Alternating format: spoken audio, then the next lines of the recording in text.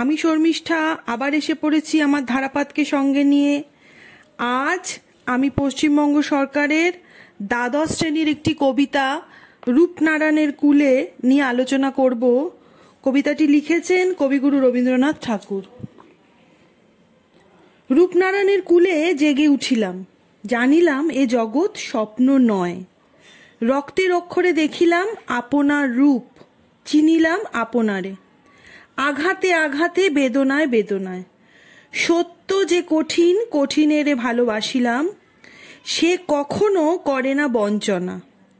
আমৃত্যুর দুঃখের তপস্যা এ জীবন, সত্যের দারুণ মূল্য লাভ করিবারে। মৃত্যুতে সকল দেনা শোধ করে দিতে। রূপনারায়ণের কূলে কবিতাটা কবিগুরু রবীন্দ্রনাথ ঠাকুরের একেবারে মহাপ্রয়াণের মুখোমুখি লেখা একটা কবিতা। শেষ লেখা কাব্যগ্রন্থ যেটা কবির মৃত্যুর পর প্রকাশিত হয়েছিল, সেই কবিতার কাব্যগ্রন্থের 15টা কবিতা ছিল, যার 11তম কবিতা হচ্ছে রূপনারায়ণের কূলে। এই কাব্যগ্রন্থের সবকটা কবিতা কবির স্বহস্ত রচিত, লিখিত নয়। এখানে কয়েকটা কবিতা কবি রোগশয্যায় শুয়ে মুখে মুখে বলতেন এবং যিনি তার দেখাশোনার দায়িত্বে থাকতেন, যখন যিনি থাকতেন তিনি সেটা লিখে রাখতেন। এই রূপনারায়ণের কূলে কবিতাটাও ঠিক সেই রকম একটি কবিতা। একদিন শান্তিনিকেতনের উদয়নে শয্যায় শুয়ে কবি রূপনারায়ণের কূলে কবিতাটি শুরু করেছিলেন এবং রাত্রি 3:15।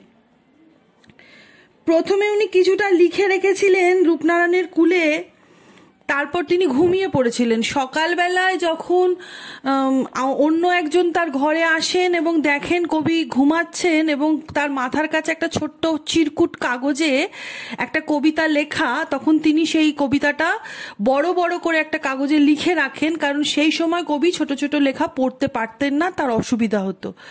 ঘুম থেকে ওঠার পর তখন তিনি কবিকে লেখাটি তিনি দেখান এবং কবিতাতে খুব আনন্দ পান এবং বলেন যে বাকিটা তুমি লিখে নাও, এবং তখন তিনি কবিতাটা শেষ করেন।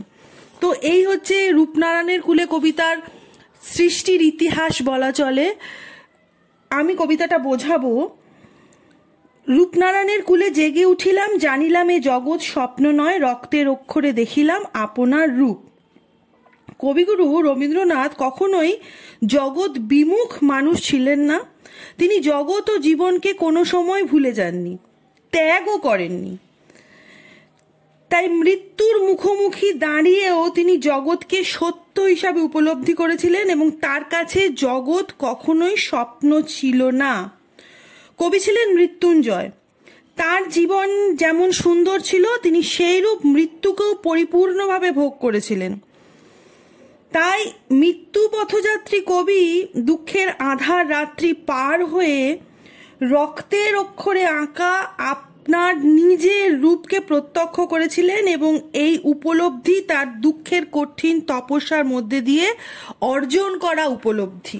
চিনিলাম আপনারে আঘাতে আঘাতে বেদনায় বেদনায় সত্য যে কঠিন, কঠিনেরে ভালোবাসিলাম। কবি বলেছেন যে রাতের আধার সরিয়ে যখন ভোরের আলো উদ্ভাসিত হয়, তখন জগৎবাসীর কাছে সেই আলো নতুনের আশ্বাস এনে দেয়। সে দেখায় পৃথিবীর বাস্তব রূপ, সত্য রূপকে। সত্য কঠিন, কারণ অনেক দুঃখের তপস্যার মধ্যে দিয়ে সেই সত্যকে লাভ করা যায়। তবু এই কঠিনকে আমরা ভালোবাসি, আর ভালোবাসি বলেই আমরা এই কঠিনের জন্য সবকিছু দুঃসহ কাজ করতে অনুপ্রাণিত হই, হাত বাড়াই।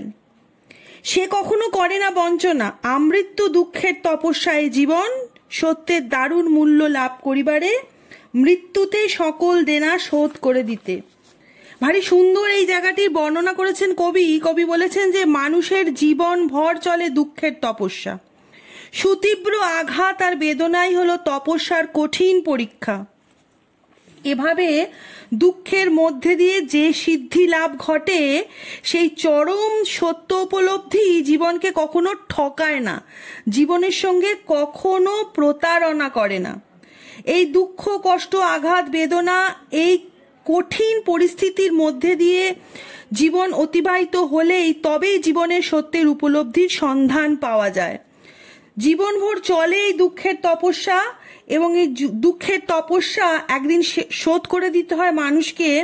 জীবনের সকল দেনা চুকিয়ে মৃত্যুর মধ্যে দিয়ে নিজেকে পরমাত্মার কাছে নিশ্চিন্তে সঁপে দিতে হয় মানুষকে। আর কবিও যেহেতু মৃত্যুঞ্জয় মহাতাপস, তাই তিনিও পরম নিশ্চিন্তে নিজেকে মৃত্যুর কাছে সঁপে দিতে এতটুকুও দ্বিধাবোধ করেন না। এই হলো রূপনারায়ণের কুলে কবিতাটি। এখান থেকে কয়েকটা ছোট প্রশ্ন বলে দিই।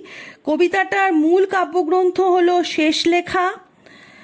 কবির কাছে জীবন কি? জীবন হলো দুঃখের তপস্যা। আর কিভাবে সমাধান হবে? মৃত্যুর মধ্যে দিয়ে জীবনের সব দেনা পাওনা মিটে যাবে, অর্থাৎ সমস্ত সমস্যার সমাধান হবে। এখানে কয়েকটা প্রশ্ন রয়েছে, যেমন রূপনারায়ণের কুলে নামকরণের সার্থকতা। আরেকটা রয়েছে যে জানিলাম এই জগৎ স্বপ্ন নয়, রক্তের অক্ষরে দেখিলাম আপনার রূপ। মানে এই যে জগৎটার স্বপ্ন নয়, কঠোর বাস্তব এবং সমস্ত দুঃখ কষ্ট দারিদ্র যন্ত্রণা বেদনার আঘাতে জর্জরিত হয়ে কঠিন পরিশ্রমের মধ্যে দিয়ে তবেই জীবনের সত্য উপলব্ধির সন্ধান পাওয়া যায়। কবি এটাই বোঝাতে চেয়েছেন। এখান থেকে মোটামুটি এই প্রশ্নগুলোই আসে। এছাড়া আরেকটা প্রশ্ন আসে, চিনিলাম আপনারে আঘাতে আঘাতে বেদনায় বেদনায়, সত্য যে কঠিন কঠিনেরে ভালোবাসিলাম। এখানে কবি বলতে চেয়েছেন যে তিনি যেমন জীবনকে ভালোবাসেন, প্রকৃতিকে ভালোবাসেন, জগৎকে ভালোবাসেন, তেমন তিনি মৃত্যুকেও পরম সানন্দে গ্রহণ করতে চেয়েছেন। কবি মৃত্যুঞ্জয়, তিনি জীবনের মতো মৃত্যুর পরিপূর্ণতাকেও ভোগ করতে চেয়েছেন। তাই চিরজীবন দুঃখ দারিদ্র কষ্ট যন্ত্রণার মধ্যে দিয়ে অতিবাহিত হওয়ার পর তিনি মৃত্যুর কাছে নিজেকে সমর্পণ করতে এতটুকুও দ্বিধাগ্রস্ত নন। তো এই হলো রূপনারায়ণের কুলে, পশ্চিমবঙ্গ সরকারের দ্বাদশ শ্রেণীর একটি কবিতা। খুব সুন্দর একটা জীবন দর্শন, জীবন উপলব্ধি বলা যায় কবিতাটিকে।